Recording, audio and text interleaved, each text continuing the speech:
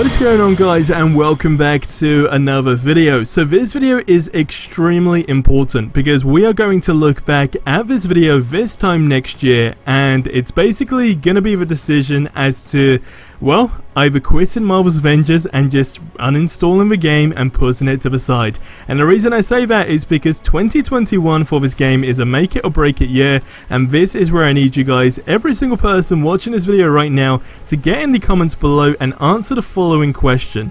How many DLC characters do you feel must be released next year, so 2021, in order for this game to still be playable and have that longevity that it's ultimately meant to have? Remember, it's a game we're meant to be playing for years on end, right? And what inspired me to make this video actually is another YouTuber who goes by the name Podcast Now, who made a video stating that 2021 is basically a make it or break it year for Marvel's Avengers. And well, you guys know we always battle the question of, well, just quit Marvel's Avengers, stop covering it, and so forth. But I mean, it's super exciting when we see all the news and the rumors going around on what could possibly be implemented in the near future. But as always, like the video if you are still enjoying Marvel's Avengers, or at least the news, the leaks, the rumors, whatever you want to call it, and answer the question that I just asked in the comments below, because like I said, this time next year we're going to have to reflect back on this video, and well, that's going to be the time where we uninstall the game and, well,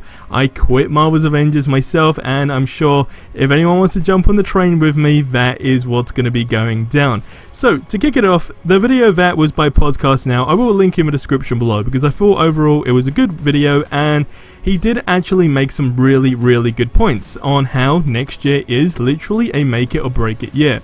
Because the problem is, we already know there's that fear that the game will have the plug pulled, and realistically by this time next year, if it has an extremely rocky year again, even like an extremely first half of the year, you got to understand the chances of the plug being pulled at that time are going to be extremely high, and well, it's just going to be a likely situation, and that means no more content added into the game, and the game's just basically going to get, basically put aside, and it's done. Like, it's never going to be updated, there's never going to be any new patches or whatever. It's done, it's dusted, because it's just simply not profitable anymore.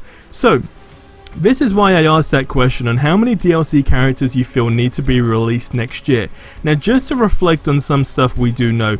We know that we should be having an update in January. We know we should be having Hawkeye's DLC in January, more than likely towards the end of January.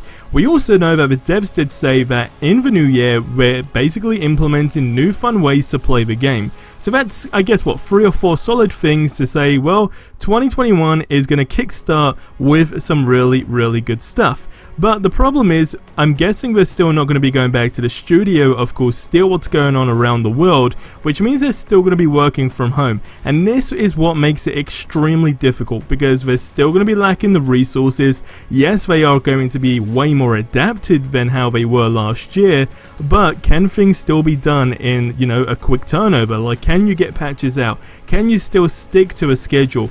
Are we even going to get a roadmap? Because that's something that would more than likely have been released already for a game like this a long time ago. And well, right now we still don't even have that. So that's where you kind of do get worried, where it's like, well, if there's not a roadmap, are they even planning to go further than what we ideally feel they're going to go to? Are they even going to get towards the end of next year? So what we know should be happening next year. So again, Hawkeye, like I said, Black Panther should be happening, and Spider-Man. Like, these are the 3 official ones that we know of, right? That's come from the devs' mouths themselves saying are gonna be in the game. The other characters we know are Winter Soldier, She-Hulk, we got Falcon, all these different characters, right? And as it stands, these are still rumored.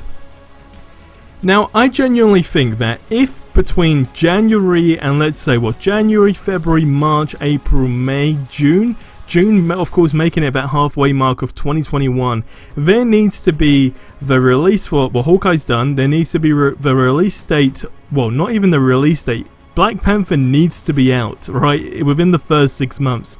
And then we know Spider-Man is going to be out. Now, the good thing about this is these are going to be 2 very popular characters. for all good reasons. Now, with Spider-Man being an exclusive, I've seen the odd comment on the videos in the past where it says, well, I don't think Spider-Man will actually bring more players to the game, and I don't think it will change the game's longevity because it's an exclusive. It's on PlayStation only. Now, I don't know the exact figures when it comes down to the player base on PlayStation versus the player base on Xbox.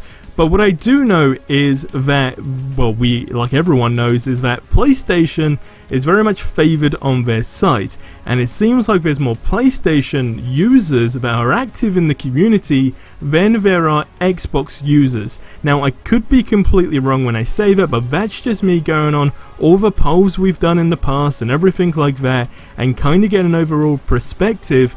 That's basically how it feels and what's more likely to be a situation. So the problem is, it can still have an effect, but as long as it does well on PlayStation, it shouldn't be too much of a problem, because if anything, people will see that, wow, look at Marvel's Avengers, look at Spider-Man on the PlayStation 5, right? Because that's another thing. The next-gen release, again, this is why I know 2021 it has to kick off with a really good start, because the next-gen release date, that's another thing. They're going to announce that in the near future, early 2021, coming from their own mouth, right? That's what was said in their own words, early 2021, with the next-gen version of Marvel's Avengers. Now, what we do imagine is that, hey, that's got to scrap every single problem that we had in terms of like the standard problems way since the launch with Marvel's Avengers. Like on the next-gen consoles, automatically, just what we all expect, that is not going to be an issue whatsoever,